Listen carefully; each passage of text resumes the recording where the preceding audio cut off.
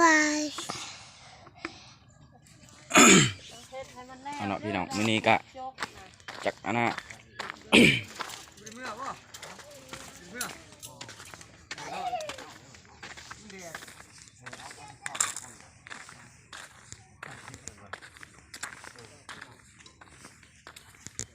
ทั้งนี้ก็เศร้าเฮือนของบ่าวเพิ่นก็สิเอาจากประมาณ3 นาทีหรือ4 นาทีพี่น้องก็พอเลย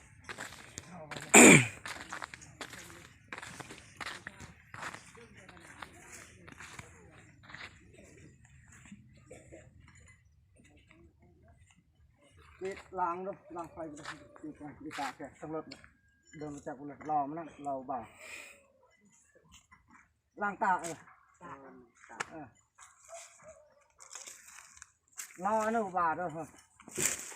ล้างมันนำแล้วมันก็อีกอันนึงไปลงไปกันด่าหมด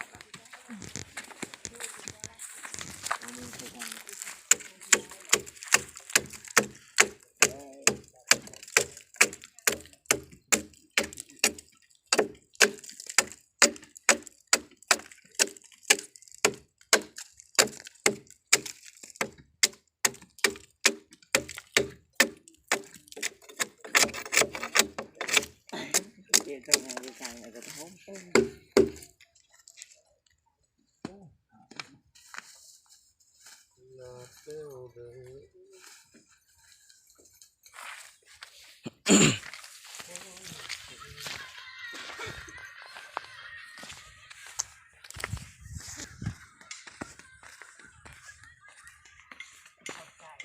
เบิ่งทางไอ้แก้วเห็ดดามจกใจพี่น้อง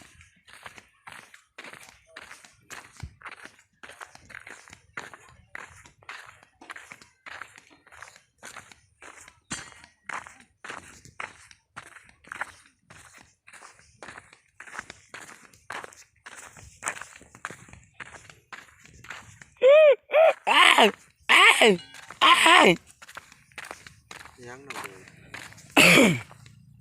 เป็นไอเจ็บมัดคอนี่ฮะ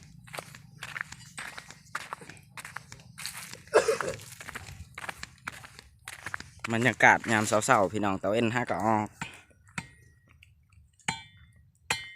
แต่ไอ้แก้วเห็ดอะไรตกลงเป็นเห็ดหรือบ่เป็นแบต0%บ่เบิ่งบ่ขึ้นเลยไปฉากไปใกล้ ข้านจะไปมันยังข่าวอยากอยู่สแล้วก็สิไปเลยแต่มื้อเช้าฉากไว้สำคัญจะไปเอาทันทีใช่คาเวียกยังอีกตอนสองก็ไม่เห็นไทยเห็ดยังว่าคาเวียกนี่แหละเนาะเจ้ามันยังบ่ได้เห็นเขาย่อหลักเสาไฟฟ้าจะจ่ายแต่เมื่อกี้นี้โอ้ย่อมาทั้งหมดหรอบ่โอ้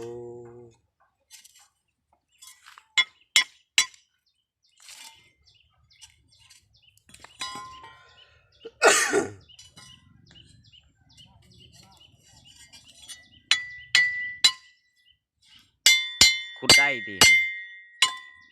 บ่ได้ตั้งได้แล้วให้เองเนาะ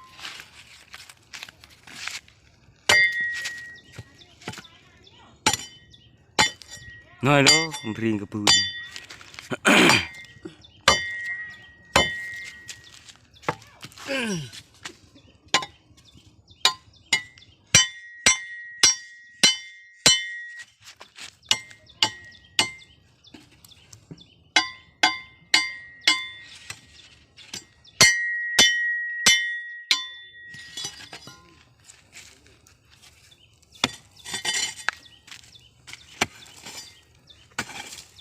ก็คือว่า